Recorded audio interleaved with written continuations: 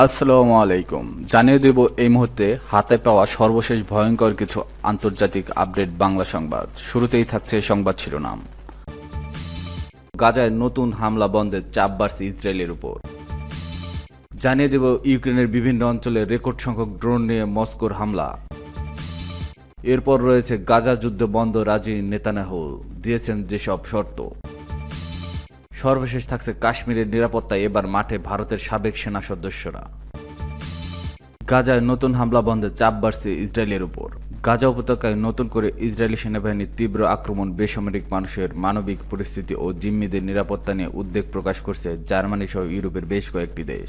German পররাষ্ট্র মন্ত্রণালয় শনিবার এক বিবৃতিতে বলে, অন্য সব রাষ্ট্রের মতো ইসরায়েলেও আন্তর্জাতিক আইনের কাঠামোর মতো আত্মরক্ষার অধিকার রয়েছে, কিন্তু বর্তমান পদক্ষেপের ফলে বাকি জিম্মিদের জীবন নষ্ট হতে পারে, যার মধ্যে জার্মান জিম্মিরাও অন্তর্ভুক্ত, যারা প্রায় 600 দিন হামাসের কারাগার থাকার পরও তাদের জীবন রক্ষা নিয়ে ভয় পাচ্ছে।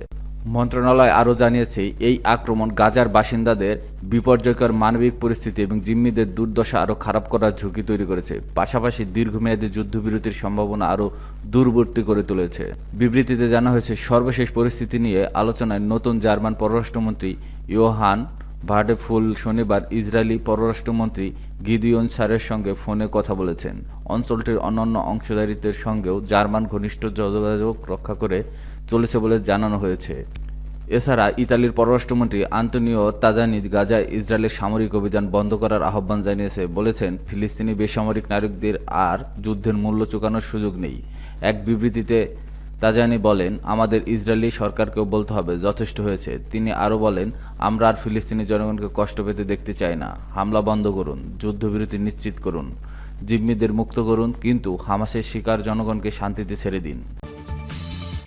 ইউক্রেনের বিভিন্ন অঞ্চলে রেকর্ড সংখ্যক ড্রোন নিয়ে মস্কোর হামলা। রাশিয়া রবিবার মধ্যরাতে রেকর্ড সংখ্যক ড্রোন নিয়ে হামলা চালিয়েছে বলে ইউক্রেন জানিয়েছে। লক্ষ্যবস্তুতে ছিল রাজধানী কিয়েভ সহ বিভিন্ন অঞ্চল। এতে একজন নারী নিহত হয়েছে। এই হামলা এমন সময় হলো, যার 2 দিন আগে রাশিয়া ও ইউক্রেনের কর্মকর্তাদের মধ্যে 3 বছরের মধ্যে প্রথম সরাসরি শান্তি আলোচনা অনুষ্ঠিত হয়েছে। তবে এতে কোনো যুদ্ধবিরতি চুক্তি অর্জিত হয়নি। আলোচনার পর প্রথম মন্তব্য রাশিয়াকে প্রেসিডেন্ট ভ্লাদিমির পুতিনের রবিবার বলেন, তার লক্ষ্য ইউক্রেনের সংকটের কারণগুলো নির্মূল করা এবং রাশিয়ার নিরাপত্তা নিশ্চিত করা। ইউক্রেনের বিমান বাহিনী জানিয়েছে, রাশিয়া 273টি শাহেদ আক্রমণাত্মক ড্রোন ও বিভিন্ন ধরনের অনুকরণকারী ড্রোন ছুড়েছে, যার মধ্যে 88টি ধ্বংস করা হয়েছে। আরও 128টি কোনো নেতিবাচক প্রভাব ছাড়াই লক্ষ্যচ্যুত হয়েছে। ইউক্রেনের উপপ্রধানমন্ত্রী ইউলিয়া সাবেরডেস্কো বলেছেন, এটি ড্রোনের রেকর্ড সংখ্যা। রাশিয়ার একটি সুস্পষ্ট লক্ষ্য রয়েছে, বেসামরিক নাগরিকদের হত্যা চালিয়ে যাওয়া। অন্যদিকে রুশ সেনাবাহিনী বলেছে, রাতভর ও রবিবার সকালে তারা 25টি ইউক্রেনীয় ড্রোন ভূপাতিত করেছে। রুশ রাষ্ট্রীয় টেলিভিশনে দেওয়া সাক্ষাৎকারে পুতিন বলেন, মস্কোর লক্ষ্য হলো এই সংকটে কারণগুলো নির্মূল করা, টেকসই শান্তির শর্ত তৈরি করা এবং রাশিয়ার নিরাপত্তা নিশ্চিত করা। তিনি আরও বলেন, ইউক্রেনের প্রায় 20% এলাকা দখলে রাখা রুশ সেনাবাহিনীর এই লক্ষ্য অর্জনের জন্য প্রয়োজনীয় সেনা ও সামরিক সরঞ্জাম রয়েছে। এর আগে শুক্রবার তুরস্কে অনুষ্ঠিত আলোচনায় 2022 সালের ফেব্রুয়ারিতে রাশিয়া আক্রমণ শুরুর পর থেকে 2 দেশের মধ্যে প্রথম সরাসরি মুখোমুখি হওয়া, যেখানে উভয় পক্ষ একে অপরের হাজার বন্দী বিনিময়ে সম্মত হয়েছে। ইউক্রেনের শীর্ষ আলোচক প্রতিরক্ষামন্ত্রী রাশেদ ওমেরেদ বলেছেন, পরবর্তী ধাপে হবে পুতিন ও ইউক্রেনের প্রেসিডেন্ট ভ্লাদিমির জেলেনস্কির মধ্যে একটি বৈঠক। রাশিয়া বলেছে, তারা এই অনুরোধের কথা নোট করেছে, কিন্তু ক্রেমলিন জানিয়েছে, যুদ্ধবন্দী বিনিময় সম্পন্ন হওয়া এবং উভয় পক্ষের যুদ্ধবিরতির বিষয়ে তাদের দৃষ্টিভঙ্গি উপস্থাপন করা না পর্যন্ত পরবর্তী আলোচনা ব্যবস্থা করা সম্ভব নয়। গাজায় যুদ্ধ বন্ধে রাজি নেতানিয়াহু দিয়েছেন যেসব শর্ত। ফিলিস্তিনের গাজায় স্বাধীনতাকামী হামাসের বিরুদ্ধে যুদ্ধ বন্ধ করতে রাজি আছেন বলে জানিয়েছে ইসরায়েলের প্রধানমন্ত্রী বেঞ্জামিন নেতানিয়াহু। তবে এক্ষেত্রে কয়েকটি শর্ত জুড়ে দিয়েছেন তিনি। স্থায়ী যুদ্ধবিরতি চাইলে হামাসের সব সদস্যকে গাজা ছেড়ে চলে যাওয়ার শর্ত দিয়েছেন তিনি। এছাড়া গাজাকে সম্পূর্ণ নিরস্ত্রীকরণের প্রস্তাব দিয়েছেন তিনি। অবশ্য নেতানিয়াহুর এইসব শর্তের জবাবে এখনও কোনো প্রতিক্রিয়া জানায়নি হামাস।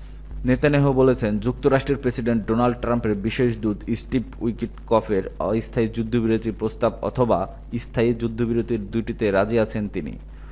উইটকফের প্রস্তাব অনুযায়ী গাজায় 45 দিনের যুদ্ধবিরতি হবে। এই সময় 10 জিম্মিকে মুক্তি দেবে হামাস। অন্যদিকে নির্দিষ্ট ফিলিস্তিনি বন্দীকে মুক্তি দেবে ইসরায়েল।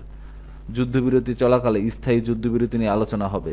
অন্যদিকে স্থায়ী যুদ্ধবিরতি হলে সব জিম্মিকে একসঙ্গে মুক্তি দিতে রাজি আছে হামাস। তবে দখলদার নেতানিয়াহু বলেছেন, স্থায়ী যুদ্ধবিরতি চাইলে হামাসকে গাজার নিয়ন্ত্রণ ছাড়তে হবে এবং উপত্যকাটি অস্ত্রমুক্ত হতে হবে। রবিবার এক বিবৃতিতে নেতানিয়াহুর দপ্তর বলেছে, প্রধানমন্ত্রীর নির্দেশনায় আলোচনাকারী দল কাতারের দোহায় যুদ্ধবিরতি চুক্তির সম্ভাব্য সব দিক খতিয়ে দেখছে।